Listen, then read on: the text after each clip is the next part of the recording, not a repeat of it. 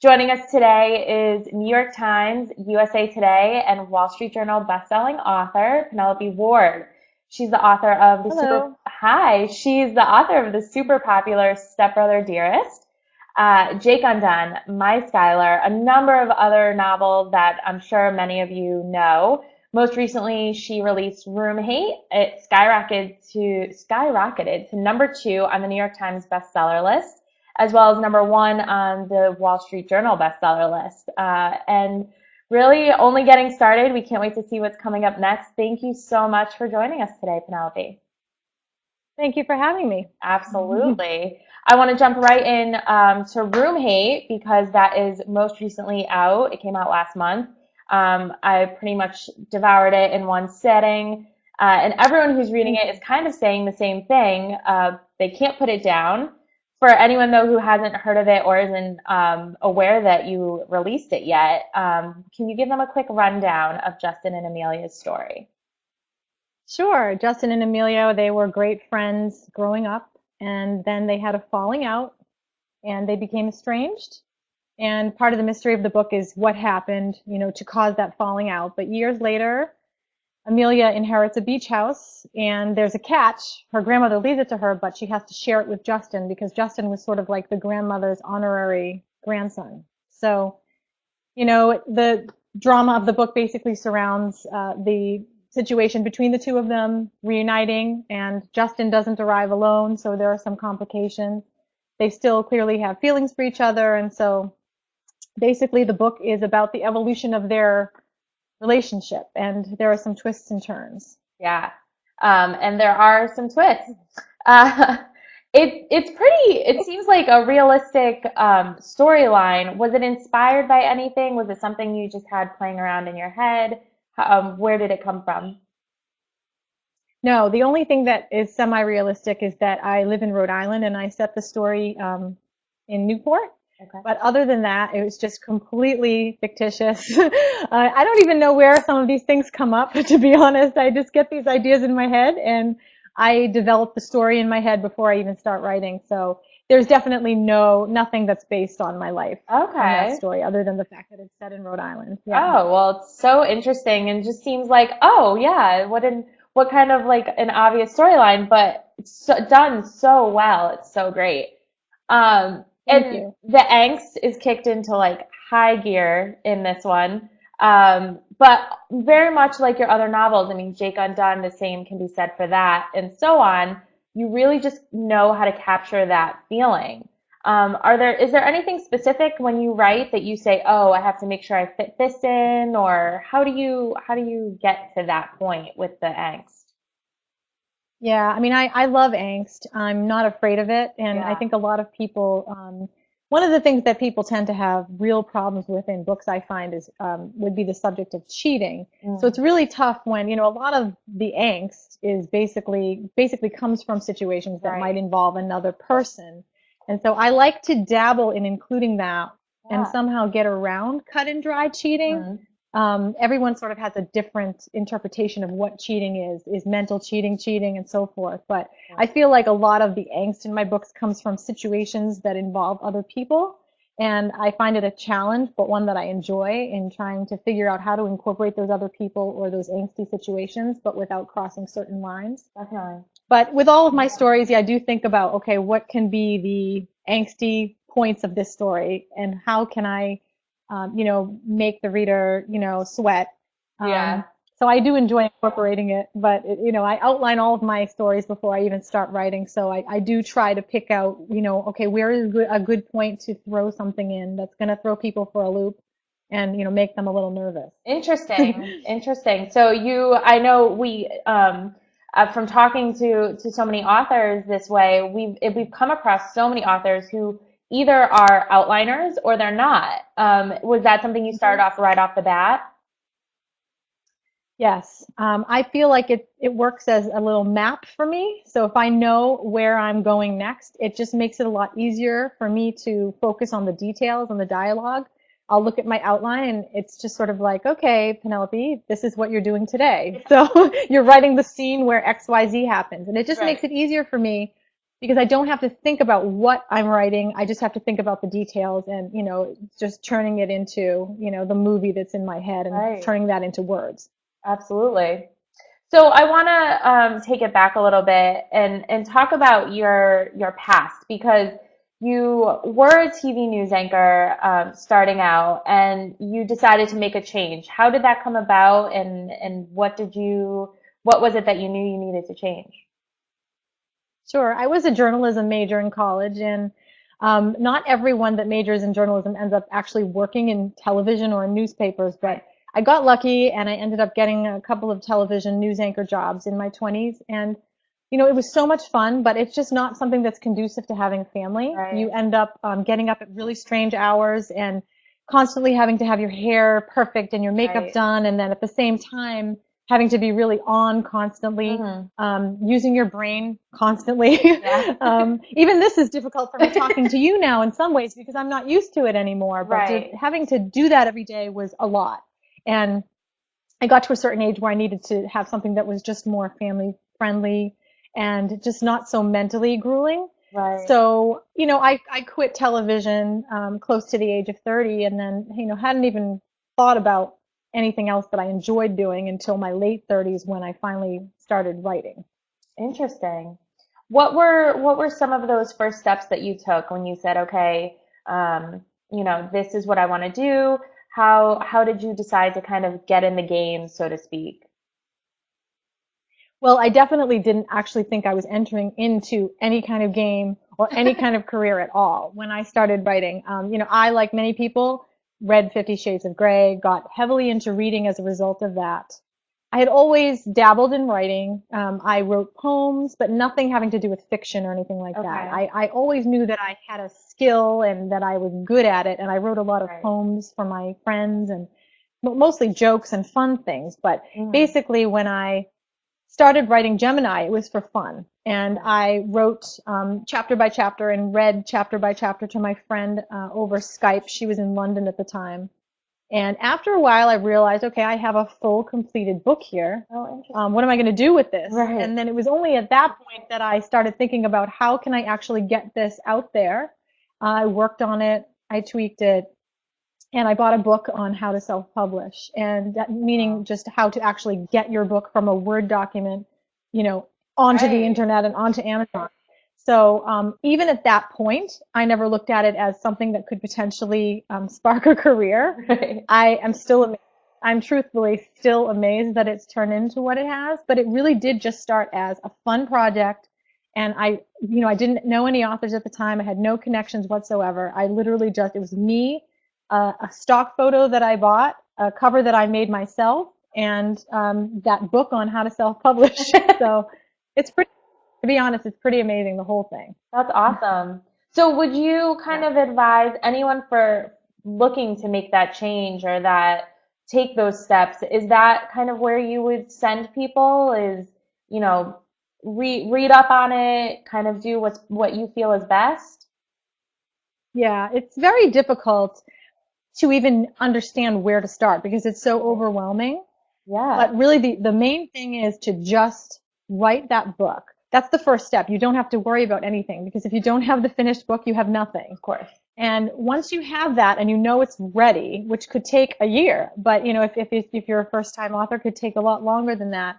Then you can start to explore the ways to market it and promote it. And there are books on that. And yes, there are other authors that will be able to help you and give you advice. But overall, you have to really learn yourself because there are just so many steps and it's so hard to even explain to a newcomer, okay, Right. here's what you do, X, Y, Z. It really is a step-by-step process.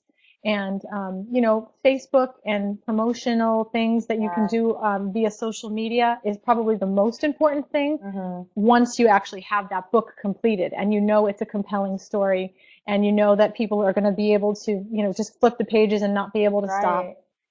then you can worry about the marketing. So definitely just finish the book first. And then, there are people that will offer advice when it comes to actually getting it out there. And yes, Yeah. there are books as well. Yeah, it's funny. You're not the first author to make the point to say you need the book first. Like finish the book. And I think maybe that's like an overarching theme is is everyone kind of skips the step of you need the book. They're so worried about the Because rest. what Absolutely, because it's very overwhelming. It's very competitive. It's a very heavily saturated market, and so I can almost understand why people are concerned about what they do. But Yeah, what it comes down to is finishing the book first and writing a book that people will want to talk about, so that it does create that hype. definitely. Yeah. Um, what made you ultimately decide to go the self-publishing route? Because I think everyone has, once you get to that point, you have that inner question of, do I want a publishing house? Do I want to take this self-publishing route? But again, like you said, a saturated market. How do you make that decision? I never even considered traditional publishing, and it's not that I have Okay. anything against traditional publishing at all. It's that I think I just didn't realize that I was going to be publishing something when I first set out to Right, write. right. So it was really about going for the easiest route at the time, because once I realized that I had something to offer, Right. I wanted to get it out there, and I didn't even consider what the process was like, querying for agents and the Interesting. wait and the traditional publishing route. I never even considered it. Mm. So by the time I was ready to consider it, it was almost like the self-publishing thing had already happened. Right, So right. I didn't have anything against self-publishing, sorry, traditional publishing, but I do think that for the particular genre that I write in, self-publishing for me is what works the best. Okay, very interesting. Um, so I want to talk about how you began to sell co-author with Vi Keeland, because she's another very popular, amazing indie pub author, and the two of you are working together with what seems like, a group of books. How did that friendship kind of come about for you? Well, Vi and I were in a box set together where we had a couple of our books in this one set. Over time, we just started talking every day and sharing ideas and running things by each other. And we would always joke that we shared a brain, because I would finish her sentences. And then one day, we just kind of started joking about writing a book together. It wasn't even really a serious thing. I had sent her a mock book cover, and I said, "What do you think of this?" And she goes, "Oh, it's great. We should write that book." And like, "You want to?" And then we just started passing back and forth a Word document to each other that had ideas, and we just started writing it one day. And then we realized we really had a lot of fun doing it. We alternate, so we don't Okay. write one character. One doesn't write one character and the other writes the other. We both write both Oh, characters, interesting. Okay. and it's very improvisational. I pick up where she leaves off. And Oh, nice. basically, we have an idea of where we want to go with the story, but all the details are really surprises. So, we wanted to, we've sort of developed our own style, which is very fun and fast moving and a little bit of angst, but a little, more humor as well in the stories. So we've Yeah. sort of developed our own style, and we really enjoy it. What an interesting way to co-author. I mean, it almost sounds like a college class that a professor would say, okay, now sit with someone. And it's just so interesting Yeah. how it just works perfectly for both of you. Yeah, and I mean, maybe I'm making it sound too easy, because I think there are Well, definitely I'm sure there there are are. definitely challenges for a Yeah, lot of people with that.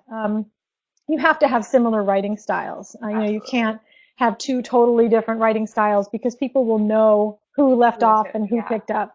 I think one of the good things, excuse me, about our stuff is that people tend to not be able to figure out who wrote what. So it really Interesting. flows as one book. Have you come across any kind of boards or anything like that where people are trying to figure that out?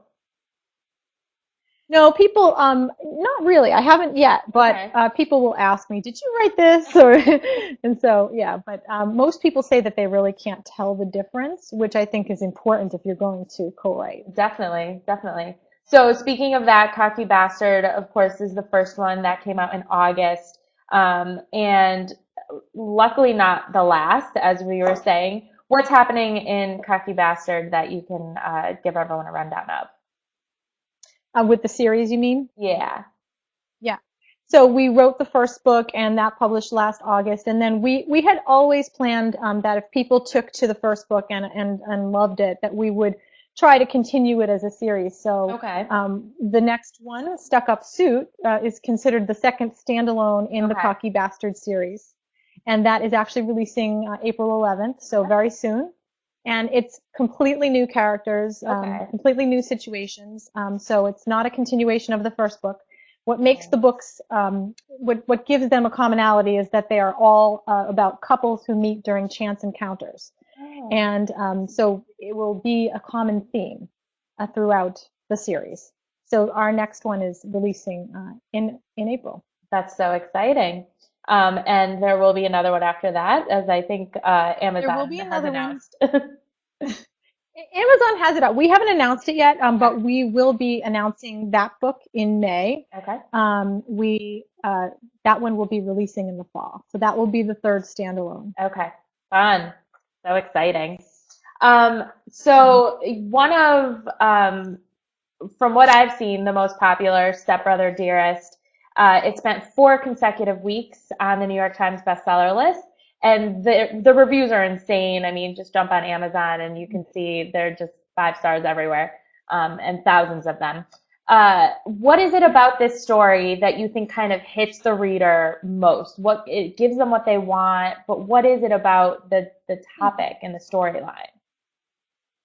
Yeah, Stepbrother Dearest is interesting because I was actually in the middle of procrastinating when I decided to write Stepbrother Dearest. I had promised my readers Jake Understood, which was a Okay. alternate POV to Jake Undone. Right. And I had finished my Schuyler, which was a very grueling book to write, and it was summertime. And I wasn't quite ready to dive into Jake Understood. I knew it was going to be kind of an intense book, so I came up with Stepbrother Dearest, which Okay. ironically ended up being my most successful book, and it was a last minute decision. That's crazy. At the time, there weren't any books with stepbrother in the title, and I thought the concept of a step sibling romance to be very taboo and exciting. And of course, there were books written with step siblings before. Right. Mine wasn't the first. Happened to be the first one that used the word stepbrother in the title. Interesting, because But I now think they are what people really everywhere. liked, right. But I think what people really loved about the book was, the story and the humor and the unique things that I incorporated. Of course, it is a step sibling romance, Yeah, but I hope that even if you took that element out of it, that people still, love absolutely. the story for other reasons. But I think the popularity stemmed from it, being a new, what people perceived as a new topic introduced Right. into the romance realm. And people got really excited about it. And, you never know what people are going to really take True. to and what they're not going to take to. Yeah. I've had books that I thought were going to do similarly because I felt like, well, this is my best work. And, then it was just, a drop in the bucket compared to, say, Stepbrother Dearest. So it's really hard to predict what people are going to want. If I knew Stepbrother was going to be as successful as it was, I probably would have had 2 or 3 Stepbrother books Yeah. ready to go right after that, before the influx came. But I'm happy that I decided to write that book because so many people love it, and it did its job. It got me through that procrastination phase. Ended up being my most successful book at the same time. That's So, crazy. Or do you have, I mean, I know, like you said, there's a lot out there, but do you personally have maybe a series that is springing from that you one day would like to add to that? I definitely won't continue the stepbrother theme, Okay. but it may be possible that something might arise Okay. from that original book. Okay, good, exciting. Well, keep that little tidbit for later. Never Um, say never. Perfect. So you mentioned Jake Undone and Jake Understood, both big fan favorites also. Um, what made you, was it your decision ultimately, like, did you already know you were going to write Jake's point of view, or was it kind of like fan pushed, or you'd promised it to the fans? What made you ultimately decide to write that one? Jake Undone was pretty much my first, what I would say would be my first successful book, and the book that made the bestseller list type book. Okay. And I felt like, I think every author kind of thinks that, oh, this is it. It's Yeah. never going to get any better than this. This is my book. Right. This is the book. So I felt like I needed to expand upon that book. Okay. So very early on, after I published Jake Undone, with all the great feedback I received, I promised Jake Understood to my readers. I didn't realize at that time that it was going to be very challenging for me to go back to Jake after two books were in between and then fulfill that promise. But I did the best that I could with that book, and the readers, that have read it absolutely love it and appreciate the fact that it's not an exact retelling. Right. But it was very challenging to go back. It was very challenging to go back, and I don't think I would write another alternate POV book because I feel that even if you do try to make it original, that readers do assume that it's an exact retelling. And so it's a very challenging thing to do, I feel. Okay. But Jake Understood was based on my feeling that readers would want it and my need to fulfill that promise. Interesting. Yeah, definitely. Um, Felony Ever After, it just came out on the 22nd, and it's with 12 other authors. So this is one story written by 13 authors, you included, right? How did you Yes. get involved in this? Can you talk about that process a little bit and maybe the experience of making this happen? Well, Deborah Anastasia and Helena Hunting came to me and basically invited me into this group, and Okay. they're so great and so organized and fantastic and funny. And it just one chapter was not a lot to commit to, so I Okay. figured, hey, why not? And I was assigned a chapter, and it was chapter 5. And a year ago, I wrote chapter 5, and so it's a lot like, I guess you could say, it's it was like my co-authoring process with Vi in the sense that I didn't know what I was going to be getting, and then I would have to Right. continue. But it's just sort of times 13 because you have 13 different people. But Exactly. it was just a fun um, thing to do. Really, it was just a fun project and experimental, and people seemed to love it. So it did work out in the end. It's kind of strange, writing something that you didn't really exactly know what was going to happen to it once you let it go. Right. Um, but it was definitely a good experience. Oh, so interesting. Um, I want to talk a little bit about Gemini because Callie is inspired by your daughter who has autism. And April, actually right around the corner, surprisingly, is Autism Awareness Month. I was wondering if you could speak a little bit about maybe to the parents out there who don't have or aren't familiar with autistic children, and maybe their kids are friends with autistic children. What's some ways that they can feel confident in interacting or talking with, or maybe not saying the wrong thing or doing the wrong thing? Yeah, and there's such a wide autism spectrum. My daughter is more severely impacted.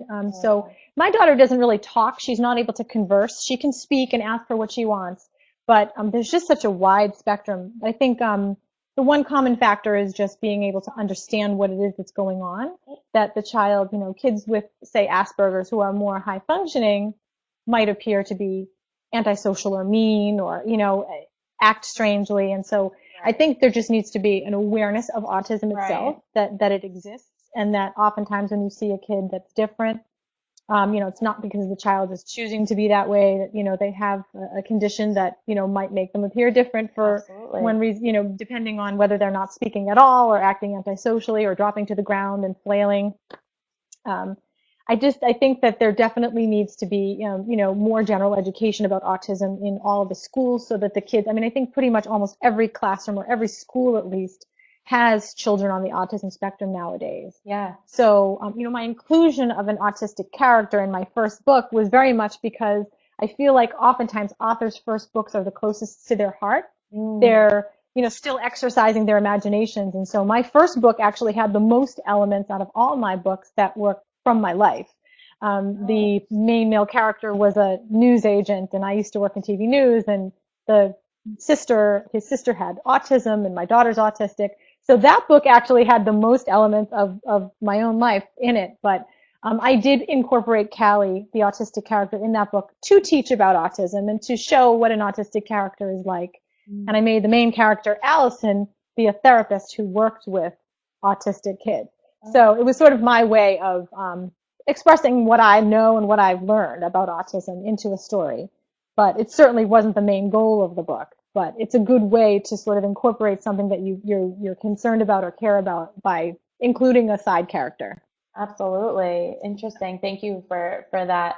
Um, So we know that you have a couple more books coming with Vi, which is super exciting. Are there any other projects you're currently working on or releasing soon that you can talk about? Yeah, so I'm always working on something. Pretty Good. much every day, I'm working on something. So the way it works now is I'm always working on my own book, and I'm always in conjunction with that writing Vi and my book. So Okay. I alternate books throughout the week. I'll have 3 days or 4 days where I work on mine, and I'll have another, the rest of the week I'll work on ours. So Okay. right now I am working on a standalone. That the details are still being developed. It's untitled, and hopefully that will be out in August. I'm hoping. Okay. So and then we have the third book in the Cocky Bastard series coming out in September. So the way it seems with my releases now is they seem to be two of them close together and then a long break. Okay. So I had RoomHate in February and I have Stuck Up Suit in April. And then there will be a wait until August, September for the next two, my own and then the Cocky Bastard series book. Interesting. So how do you fit this time in? I mean, you've got a full life, family. I mean, you're super busy. How do you fit the time in? Are there allotted times where like you have to like get away to write? Or how do you make it all happen? It's pretty crazy. I do take full advantage of the school day when my kids are in school. I mean, that's really where the brunt of the writing happens. But even Okay. then, I find myself procrastinating or getting Yeah. involved in other things. I still actually have held on to a day job, a part-time day job, where I Okay. just feel like I'm at this point holding on to it because it feels stable to me, whereas Yep. the writing world still feels, it True. probably feels unstable to me. It's a very Oh, manageable at-home job okay. that I've had since I left news years ago. So I basically juggle that, juggle my writing, and try to get as much as done as possible Okay. before my children get home. Because once that happens, the noise is tremendous, and of course they need me, and it just gets to be more challenging. So summer a challenge when the kids are home more often, and I sneak in writing anytime I can. Just at nighttime before kids wake up, at any moment that I can write or that I feel inspired, I will do it. So it's all over the Okay, place. all right. What about reading? Are you on top of that? Are you an avid reader? Do you have, a specific to be read list that you tackle? How do you handle that?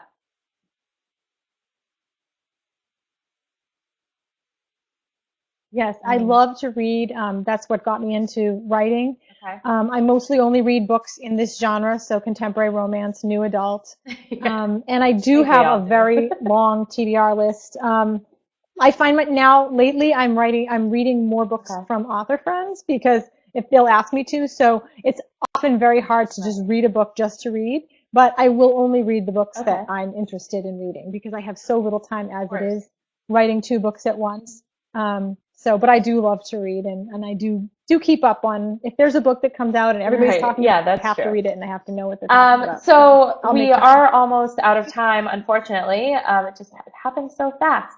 But I did want to get in a quick rapid fire. We like to do a little this or Yeah. that game. So first thing that comes to your head, would you rather read romance or mystery?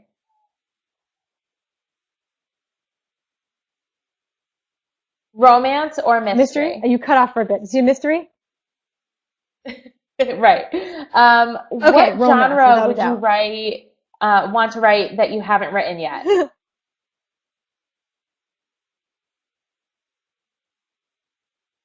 Oh.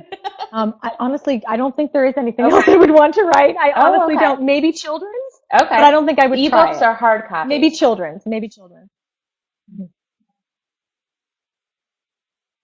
Ebooks, because I just would not be able to fit When them you all in write my your books, house. do you write So longhand ebooks or all do the you way. type? There are those that write longhand. Oh, I interesting. start out writing in a notebook with a pen, and then I Okay. move over to Do yeah, and you then I write move at over night to the or during the computer. day? I think we kind of answered this, but that's During the okay. day is really better for me. What about I in a don't last private very long setting? at night. Would you ever go to like a Starbucks, public setting?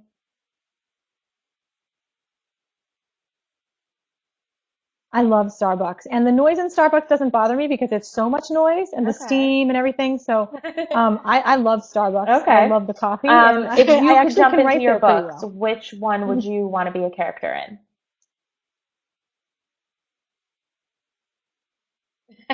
RoomHate because it's set at a nice beach house, and I Absolutely. definitely Or wouldn't being mind Amelia for that living matter. there.